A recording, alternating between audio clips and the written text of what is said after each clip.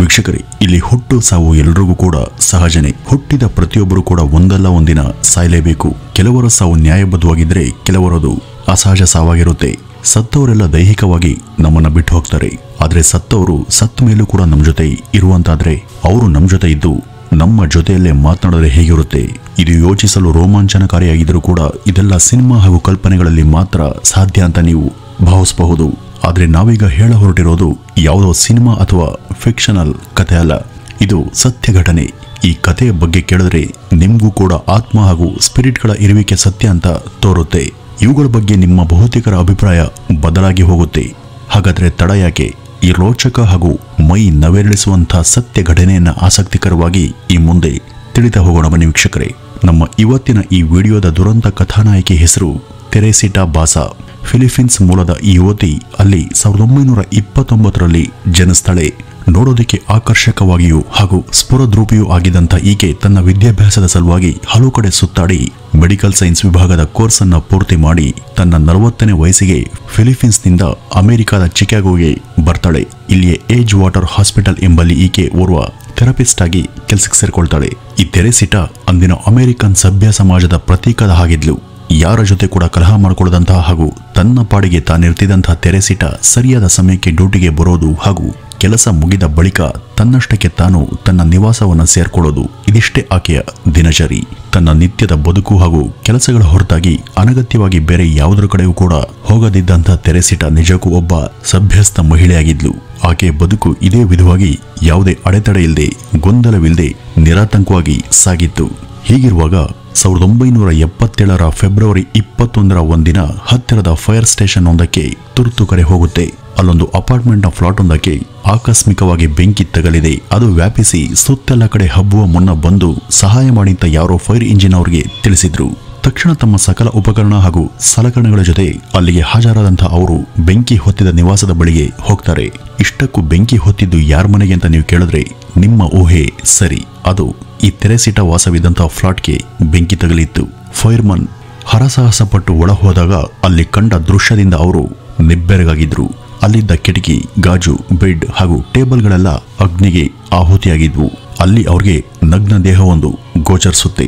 ಅದು ಸ್ತ್ರೀ ದೇಹವಾಗಿದ್ದು ಆ ದೇಹದ ಎದೆಯ ಭಾಗದಲ್ಲಿ ಒಂದು ಬಲವಾದ ಚೂರಿಯ ಇರಿತವಾಗಿ ಅದು ಹಾಗೆ ನಾಟ್ಕೊಂಡಿದ್ದನ್ನು ನೋಡಿದಂತಹ ಅವರು ಒಂದು ಕ್ಷಣ ಸ್ತಂಭೀಭೂತರಾಗಿದ್ರು. ಹೀಗೆ ರಕ್ತಸಿಕ್ತಗೊಂಡ ನಿಸ್ತೇಜ ಸ್ಥಿತಿಯಲ್ಲಿ ಬಿದ್ದಿದ್ದಂತಹ ಆ ದೇಹ ಬೇರೆ ಯಾರದ್ದೂ ಆಗಿರಲಿಲ್ಲ, ಅದು ಈ ತೆರೆಸಿಟಾಳದ್ದೇ.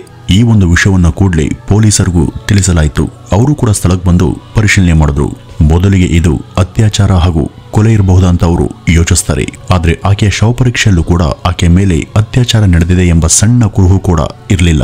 ಹೀಗಾಗಿ ಇದು ಅತ್ಯಾಚಾರ ಅಲ್ಲ, ಬಹುಶಃ ಕಳ್ಳತನ ಹಾಗೂ ಕೊಲೆ ಇರಬಹುದು ಅಂತ ತದನಂತರ ಅವರು ಅಂದಾಜಿಸ್ತಾರೆ. ಆದ್ರೆ ತೆರೆಸಿಟಾ ಈ ಮೊದಲೇ ಹೇಳಿದಂತೆ ಯಾರೊಂದಿಗೂ ಕೂಡ ಹೆಚ್ಚು ಜಗಳವಾಡದಂತಹ ಮಹಿಳೆ. ಯಾರ ಜೊತೆಯಲ್ಲೂ ಕೂಡ ಯಾವುದೇ ವಿಧವಾದ ಗೊಡವೆ, ರಗಳೆ ಇದ್ಯಾವುದೂ ಕೂಡ ಆಕೆಗೆ ಇರಲೇ ಇಲ್ಲ. ಆಕೆಯ ಬದುಕು ಸರಳ ಹಾಗೂ ಸಾದಾ ಸೀದಾ ಆಗಿತ್ತು. ಆಕೆಗೆ ಕನಿಷ್ಠ ಒಬ್ಬ ಬಾಯ್ ಫ್ರೆಂಡ್ ಕೂಡ ಇರಲಿಲ್ಲ. ಈ ರೀತಿ ಇರುವಾಗ ಈಗ ನಾವು ಅನುಮಾನಿಸೋದಾದರೂ ಯಾರನ್ನ ಅಂತ ಪೊಲೀಸರಿಗೆ ಅರ್ಥನೇ ಆಗಲಿಲ್ಲ. ಸ್ಥಳದಲ್ಲೂ ಕೂಡ ಯಾವುದೇ ಮಹತ್ತರವಾದಂಥ ಎವಿಡೆನ್ಸ್ ಸಿಗಲಿಲ್ಲ. ಸಿಕ್ಕಿದ್ದು ಒಂದು ನೋಟ್ ಅಥವಾ ಮೆಮೊ ಮಾತ್ರ. ಅದರಲ್ಲಿ ASK ಸಿನಿಮಾ ಟಿಕೆಟ್ ಖರೀದಿಸು ಎಂದಷ್ಟೇ ಬರೆದಿದ್ದಂಥ ಒಂದು ಒಕ್ಕಣೆ ಇತ್ತು. ಈ AS ಯಾರಿರಬಹುದು ಅಂತ ಹುಡುಕಂತ ಪೊಲೀಸರಿಗೆ ಅದು ಯಾರು ಅಂತ ಗೊತ್ತಾಗ್ಲಿಲ್ಲ. ಆಕೆ ನಿವಾಸ ಪೊಲೀಸ್ ಹಾಗೂ ಫೈರ್ ಸಿಬ್ಬಂದಿ ಬರೋಷ್ಟರೊಳಗೆ ಸಾಕಷ್ಟು ಜಖಮ್ಮಾಗಿ ಬೆಂಕಿಗೆ ಬಲಿಯಾಗಿದ್ರಿಂದ ಇದ್ದ ಹಾಗೂ ಸಿಗಬಹುದಾಗಿದ್ದಂತಹ ಎಷ್ಟೋ ಎವಿಡೆನ್ಸ್ಗಳು ನಾಶವಾಗಿ ಹೋಗಿದ್ವು. ಈ ಒಂದು ಕೇಸ್ ವಿಪರೀತ ಗೊಂದಲಮಯವಾಗಿ ಪೊಲೀಸರಿಗೆ ತೋರಿತ್ತು. ಹೀಗಿರುವಾಗ ಈ ಘಟನೆ ನಡೆದು 5 ತಿಂಗಳ ಬಳಿಕ ಇನ್ವೆಸ್ಟಿಗೇಷನ್ ಆಫೀಸರ್ ಆಗಿದ್ದಂಥ ಡಿಟೆಕ್ಟಿವ್ ಜೋಸ್ ಸ್ಟ್ಯಾಚುಲರ್ ಅವರಿಗೆ ಒಂದು ಕರೆ ಬರುತ್ತೆ. ಅವ್ರಿಗೆ ಕರೆ ಮಾಡಿದ್ದು ತೆರೆಸಿಟಾಳ ಆತ್ಮ ಅಲ್ಲ, ಬದಲಿಗೆ ಡಾಕ್ಟರ್ ಜೋಸ್ ಚುವಾ ಎಂಬ ಸ್ಥಳೀಯ ವೈದ್ಯ. ಈತ ಅಲ್ಲಿಯ ಏಜ್ ವಾಟರ್ ಹಾಸ್ಪಿಟಲ್ನಲ್ಲಿ ಕೆಲಸದಲ್ಲಿದ್ದವನು. ಈತನಿಗೆ ಒಬ್ಬ ಪತ್ನಿ ಕೂಡ ಇದ್ಲು. ಆಕೆ ಹೆಸರು ರೆಮಿ. ಈಕೆ ಕೂಡ ಅಲ್ಲಿ ಒಬ್ಬ ಟೆಕ್ನಿಷಿಯನ್ ಆಗಿ ಉದ್ಯೋಗದಲ್ಲಿದ್ದಂತಹ ಮಹಿಳೆ ಹಾಗೂ ಸತ್ತ ತೆರೆಸಿಟಾಳ ಸಹೋದ್ಯೋಗಿ ಕೂಡ ಹೌದು. ಡಿಟೆಕ್ಟಿವ್ಗೆ ಕರೆ ಮಾಡಿದಂತಹ ವೈದ್ಯ ಚುವಾ ಅವ್ರಿಗೊಂದು ಅಸಹಜ ಹಾಗೂ ಅನಿರೀಕ್ಷಿತ ಪ್ರಶ್ನೆಯನ್ನ ಕೇಳಿದ್ದ.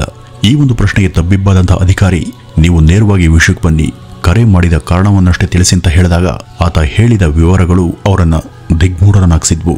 ಆ ವೈದ್ಯ ಹೇಳಿದ ಪ್ರಕಾರ ಈಗ ಕೆಲ ವಾರಗಳಿಂದ ತನ್ನ ಪತ್ನಿ ಅಸಹಜವಾಗಿ ವರ್ತಿಸುತ್ತಿದ್ದಾಳೆ. ಭಯಗ್ರಸ್ತವಾದ ಕೆಲ ಅನುಭವಗಳು ಹಾಗೂ ಘಟನೆಗಳು ಜರುಗ್ತಾ ಇದ್ದು ಆಕೆ ಕೆಲ ದಿನಗಳಿಂದ ವಿಚಿತ್ರವಾಗಿ ವರ್ತಿಸುತ್ತಿದ್ದಾಳೆ ಹಾಗೂ ನೀವೀಗ ಸ್ಟಡಿ ಮಾಡ್ತಿರುವಂತ ಈ ಕೇಸ್ ಬಗ್ಗೆ ಆಕೆ ಒಂದಷ್ಟು ಮುಖ್ಯವಾದ ಕ್ಲೂಗಳನ್ನು ಕೂಡ ನೀಡಿದ್ದಾಳೆ ಅಂತ ತಿಳಿಸ್ದ. ಒಂದಿನ ಅಂದ್ರೆ ತೆರೆಸಿಟಾ ಸತ್ತ ಕೆಲವೇ ದಿನಗಳ ಬಳಿಕ ರೆಮೋ ಅದೇ ಆಸ್ಪತ್ರೆಯಲ್ಲಿ ಒಂದು ನರ್ಸ್ ವಾರ್ಡ್ನಲ್ಲಿ ತಾನು ಮಲಗಿದ್ದಾಗ ಆಕೆಗೆ ಮಧ್ಯರಾತ್ರಿ ಏನೋ ವಿಚಿತ್ರ ಅನುಭವ ಆಗಿ ಎದ್ದು ನೋಡಿದಾಗ ತನ್ನೆದುರಿಗೆ ಸತ್ತು ಹೋದ ತೆರೆಸಿಟಾ ಕುಳಿತಿದ್ಲು. ಆಕೆಯನ್ನು ನೋಡಿದವಳೆ ಹೆದರಿ ಕೂಕೊಂಡು ರೆಮೋ ಅಲ್ಲಿಂದ ಕಾಲ್ಕಿತ್ಲು ಅಂತ ತಿಳಿಸಿದ್ದ. ಇದು ಒಂದು ಘಟನೆ ಆದರೆ ಇನ್ನೊಂದು, ಆಕೆ ತನ್ನದೇ ಮನೆಯಲ್ಲಿ ಮಲಗಿದ್ದಾಗ ಆಕೆಯ ಪತಿಗೆ ತನ್ನ ಪತ್ನಿಯ ಕೂಗು ಹಾಗೂ ನರಳಾಟದ ಸದ್ದುಗಳು ಆಕೆಯ ರೂಮ್ನಿಂದಲೇ ಕೇಳಿ ಬರ್ತವೆ. ಅದೇನು ಅಂತ ಆತ ಎದ್ದು ಹೋಗಿ ನೋಡಿದಾಗ ಆತನ ಪತ್ನಿ ರೇಮಿ ತಾನು ಮಲಗಿದ್ದ ಸ್ಥಿತಿಯಲ್ಲಿ ಇದ್ರೂ ಕೂಡ ಆಕೆ ನಿದ್ರಾ ಸ್ಥಿತಿಯಲ್ಲಿಯೇ ಹಾಸಿಗೆಯಲ್ಲಿ ಏನೇನೋ ಬಡಬಡಿಸ್ತಾ ಇದ್ದದ್ದು ಅವನ ಗಮನಕ್ಕೆ ಬರುತ್ತೆ. ಆಕೆಗೆ ಏನಾಗ್ತಿದೆ ಅಂತ ಪರಿಶೀಲನೆ ಮಾಡೋದಕ್ಕೆ ಮುಂದಾದಾಗ ದಿಢೀರನೆ ಎದ್ದು ಕುಳಿದಂತಹ ಆಕೆ ಅಗಲಿ ಹೋದಂತಹ ತೆರೆಸಿಟಾಳ ದನಿಯಲ್ಲಿ, ನಾನು ತೆರೆಸಿಟಾ ಬಂದಿದ್ದೀನಿ. ಅವತ್ತು ತಾನಿದ್ದ ರೂಮ್ಗೆ ರಾತ್ರಿ ಯಾರೋ ಒಬ್ಬ ಅನಾಮಿಕ ಬಂದಿದ್ದ. ಅವನೇ ನನ್ನನ್ನು ಕೊಂದು ನಮ್ಮ ಮನೆಗೆ ಬೆಂಕಿಯನ್ನು ಹಚ್ಚೋದ ಅಂತ ಆಕೆ ತಿಳಿಸಿದ್ಲು. ಅಲ್ಲದೆ ಈ ಒಂದು ವಿಷಯವನ್ನ ಕೂಡಲೇ ಪೊಲೀಸರಿಗೆ ತಿಳಿಸಿ ತನ್ನ ಹಂತಕನನ್ನ ಅರೆಸ್ಟ್ ಮಾಡಿಸಿ ಅಂತ ಹಾಗೂ ಆತನಿಗೆ ಶಿಕ್ಷೆ ಕೊಡಿಸಿ ಅಂತನೂ ಆಕೆ ಒತ್ತಾಯಿಸ್ತಾಳೆ. ಆದ್ರೆ ಡಾಕ್ಟರ್ ಚುವಾ ಇದನ್ನ ಆಗ ಗಂಭೀರವಾಗೇನು ಪರಿಗಣಿಸಲಿಲ್ಲ. ತನ್ನ ಪತ್ನಿ ತೆರೆಸಿಟಾಳ ಗೆಳತಿಯಾಗಿದ್ರಿಂದ ಗೆಳತಿಯ ಹಠಾತ್ತನೆ ಸಾವು ಆಕೆಯನ್ನ ಈ ರೀತಿ ಭ್ರಮಿಸ್ತಾ ಇರಬೇಕು ಅಂತ ವೈದ್ಯ ಇದನ್ನ ಉಡಾಫೆ ಮಾಡಿದ್ದ. ಆದ್ರೆ 2 ದಿನಗಳ ಬಳಿಕ ಒಂದು ರಾತ್ರಿ ಅದೇ ದನಿಯೊಂದು ಈ ಸಲ ಇನ್ನೊಮ್ಮೆ ಜೋರಾಗಿ ಕೇಳಬರುತ್ತೆ. ನೀವು ಯಾಕಿನ್ನು ಪೊಲೀಸರಿಗೆ ಈ ಬಗ್ಗೆ ದೂರನ್ನ ಕೊಟ್ಟಿಲ್ಲ, ಮೊದಲು ದೂರು ಕೊಡಿ ಅಂತ ಆ ದನಿ ಎಚ್ಚರಿಸುತ್ತೆ. ಆಗ ವೈದ್ಯ ಈ ಸಲ ತುಸು ಧೈರ್ಯವನ್ನ ತೋರಿ, ಈ ಪೊಲೀಸರಿಗೆ ನಾವೀಗ ಏನ್ ಹೇಳಬೇಕು, ಇಷ್ಟಕ್ಕೂ ಯಾರ ಹೆಸರನ್ನ ನಾವು ಅವ್ರಿಗೆ ತಿಳಿಸ್ಬೇಕು, ನಿಮ್ಮ ಈ ದೂರಿಗೆ ನಿಮ್ಮ ಹತ್ರ ಏನ್ ಸಾಕ್ಷಿ ಇದೆ, ದಯವಿಟ್ಟು ಇದನ್ನ ತಿಳಿಸಿಂತ ಮರುಪ್ರಶ್ನೆ ಮಾಡ್ತಾನೆ. ಆಗ ತೆರೆಸಿಟಾಳ ಎನ್ನಲಾದಂತಹ ಆ ಒಂದು ದನಿ ತನ್ನ ಹಂತಕನ ಹೆಸರನ್ನ ರಿವೀಲ್ ಮಾಡುತ್ತೆ. ಆತನ ಹೆಸರು ಅಲೆನ್ ಶೌರಿ. ಆತ ಕೂಡ ಅಲ್ಲಿಯ ಆಸ್ಪತ್ರೆಯಲ್ಲಿ ಕೆಲಸ ಮಾಡ್ತಿದ್ದಂತಹ ವ್ಯಕ್ತಿ. ಈತ ಟಿವಿ ರಿಪೇರಿಗೆ ಅಂತ ತನ್ನ ನಿವಾಸಕ್ಕೆ ಬಂದಿದ್ದ ಹಾಗೂ ಅವನೇ ನನ್ನನ್ನು ಹತ್ಯೆ ಮಾಡಿ ಇಡೀ ಮನೆಗೆ ಬೆಂಕಿಯನ್ನು ಹೊತ್ತಿಸಿ ಪರಾರಿಯಾಗಿದ್ದ ಹಾಗೂ ಹೋಗುವಾಗ ಆತ ತನ್ನ ಮನೆಯ ಡ್ರಾಯರ್ನಲ್ಲಿದ್ದಂತಹ ಕೆಲ ಒಡವೆಗಳನ್ನ ಕದ್ದು ಅವುಗಳನ್ನ ತನ್ನ ಪ್ರೇಯಸಿಗೆ ಕೊಟ್ಟಿದ್ದಾನೆ ಅಂತ ಆ ದನಿ ತಿಳಿಸಿತ್ತು. ಈ ಸಲ ಆ ಮಾತುಗಳಿಂದ ಗಾಬರಿಗೀಡಾದಂತಹ ವೈದ್ಯ ಚುವಾ ಹಾಗೂ ಆತನ ಪತ್ನಿ ರೆಮಿ ಇದನ್ನ ಪೊಲೀಸರಿಗೆ ಯಥಾವತ್ತಾಗಿ ತಿಳಿಸಿದ್ರು. ಇಲ್ಲಿ ಪೊಲೀಸ್ನವರು ಆ ವ್ಯಕ್ತಿಯ ಹೆಸರನ್ನ ನೋಟ್ ಮಾಡಿಕೊಂಡು ಕೊನೆಗೂ ಅವನನ್ನ ಪತ್ತೆ ಹಚ್ಚಿದ್ರು. ಇದಕ್ಕೂ ಮುನ್ನ ಆ ಮನೆಯಲ್ಲಿ ಅವರಿಗೆ ಸಿಕ್ಕಿದಂತ ಮೆಮೊ ಅಥವಾ ನೋಟ್ನಲ್ಲಿದ್ದಂತಹ ಹೆಸರು ಎಎಸ್. ಅದು ಬೇರೇನೂ ಅಲ್ಲ. ಎಎಸ್ ಅಂದ್ರೆ ಅಲೆನ್ ಶೌರಿಯದ್ದೇ ಹೆಸರು ಅಂತ ಅವರಿಗೆ ಪತ್ತೆ ಹಚ್ಚೋದಕ್ಕೆ ಹೆಚ್ಚು ಸಮಯ ಬೇಕಾಗ್ಲಿಲ್ಲ. ಅವನನ್ನು ಹಿಡಿದು ತನಿಖೆಯನ್ನ ಮಾಡಿದಾಗ ಅವನು, ಅವತ್ತು ನಾನು ಆಕೆ ಮನೆಗೆ ಟಿವಿ ರಿಪೇರಿಗೆ ಅಂತ ಹೋದದ್ದು ನಿಜ, ಆದ್ರೆ ಅವತ್ತು ನನ್ನ ಬಳಿ ಅದಕ್ಕೆ ಬೇಕಾದ ಟೂಲ್ಗಳು ಇರದೇ ಇದ್ದುದರಿಂದ ನಾನು ವಾಪಸ್ ಹೋದೆ. ಆದ್ರೆ ಈ ದುರಂತಕ್ಕೂ ನನಗೂ ಯಾವುದೇ ಸಂಬಂಧ ಇಲ್ಲ ಹಾಗೂ ಆ ಒಡವೆಗಳನ್ನ ನಾನು ಖಂಡಿತ ಕದ್ದಿಲ್ಲ ಅಂತ ಆತ ತಿಳಿಸಿದ್ದ. ಪೊಲೀಸ್ ಈಗ ಅವನ ಪ್ರೇಯಸಿಯನ್ನ ಸಂಪರ್ಕ ಮಾಡಿ, ಹೀಗೆ ಈತ ನಿನಗೆ ಯಾವುದಾದ್ರೂ ಒಡವೆನ ತಂದು ಕೊಟ್ಟಿದ್ದು ಸತ್ಯನ, ಹಾಗೇನಾದ್ರೂ ಕೊಟ್ಟಿದ್ರೆ ಯಾವಾಗ ಕೊಟ್ಟ ಅಂತ ವಿಚಾರಣೆ ಮಾಡಿದ್ರು. ಆಗ ಆಕೆ ಹೌದು, ಆತ ಒಂದು ನೆಕ್ಲೆಸ್ ಹಾಗೂ ಉಂಗುರವನ್ನ ಕೊಟ್ಟಿದ್ದ ಅಂತ ತಿಳಿಸಿದ್ಲು.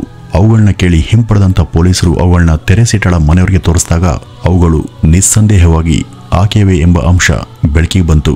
ಹಾಗಾದ್ರೆ ಇಲ್ಲಿ ಬಂದಿದ್ದ ದೂರು ಸತ್ಯವಾಗಿತ್ತು. ಮನೆಗೆ ಬಂದಿದ್ದ ಅಲೆನ್ ತೆರೆಸಿಟಾಳನ್ನ ಹತ್ಯೆ ಮಾಡಿದ ಬಗ್ಗೆ ಅವ್ರಿಗೆ ಗೊತ್ತಾಯ್ತು. ಈಗ ಅವನನ್ನ ಇನ್ನೊಮ್ಮೆ ಹಿಡಿದು ಮರುಪ್ರಶ್ನೆ ಮಾಡಿದಾಗ, ಹೌದು, ಅವತ್ತು ನಾನು ಟಿವಿ ರಿಪೇರಿಗೆ ಆಕೆ ಮನೆಗೆ ಬಂದಾಗ ಆಕೆಯ ಮನೆಯಲ್ಲಿ ಒಡವೆಗಳು ಇದ್ದುದನ್ನು ಗಮನಿಸಿ ಅವುಗಳ ಮೇಲಿನ ಆಸೆಯಿಂದ ಪುನಃ ಮನೆಗೆ ಹೋಗಿ ಒಂದಷ್ಟು ಟೂಲ್ಸ್ ಅನ್ನ ಪಡೆದು ಮತ್ತೆ ಆಕೆ ರೂಮಿಗೆ ಬಂದೆ. ಆಗ ಸ್ವಾಭಾವಿಕವಾಗಿ ಬಾಗಿಲನ್ನು ತೆರೆದಂತ ತೆರೆಸಿಟ ಬಾಗಿಲನ್ನು ಹಾಕುವಾಗ ನಾನು ಅನಿರೀಕ್ಷಿತವಾಗಿ ಆಕೆಯನ್ನ ಹಿಂಬದಿಯಿಂದ ಹಿಡಿದು ಉಸಿರುಗಡಿಸಿ ಕೊಂದ ಬಳಿಕ ಚಾಕುವನ್ನ ಎದೆಗೆ ಚುಚ್ಚಿ ಆಕೆಯನ್ನ ವಿವಸ್ತ್ರಳನ್ನಾಗಿಸಿ ಆಕೆ ಇದ್ದ ಸ್ಥಳಕ್ಕೆ ಬೆಂಕಿಯನ್ನ ಹೊತ್ತಿಸಿ ಇದು ಅತ್ಯಾಚಾರ ಆಗಿರಬಹುದು ಎಂಬ ಸೀನನ್ನ ಕ್ರಿಯೇಟ್ ಮಾಡಿ ಅವಳ ಒಡವೆಯನ್ನ ಕದ್ದು ಅಲ್ಲಿಂದ ಯಾರಿಗೂ ಕಾಣದೆ ಪರಾರಿಯಾದೆ ಅಂತ ಆತ ಒಪ್ಕೊಂಡಿದ್ದ. ಆಗ ಪೊಲೀಸ್ ಅವನ ಕನ್ಫೆಷನ್ ಆಧಾರವಾಗಿ ಅವನನ್ನ ಬಂಧಿಸಿದ್ರು. ಕೋರ್ಟ್ ಆತನಿಗೆ 13 ವರ್ಷಗಳ ಕಾಲ ಸಜೆಯನ್ನು ಕೂಡ ವಿಧಿಸಿತು. ಈಗ ಈ ವಿಷಯ ವೈದ್ಯ ದಂಪತಿಗಳಿಗೆ ಗೊತ್ತಾಗಿದ್ದು ಹೇಗೆ, ಇಲ್ಲಿ ನಿಜಕ್ಕೂ ತೆರೆಸಿಟಾಳ ಆತ್ಮವೇ ಅವರಿಗೆ ಈ ಬಗ್ಗೆ ಮಹತ್ತರವಾದ ಸುಳಿವನ್ನ ಕೊಟ್ಟು ತನ್ನದೇ ಕೊಲೆಯನ್ನು ತಾನೇ ಭೇದಿಸುವಲ್ಲಿ ಸಹಕರಿಸ್ತಾ.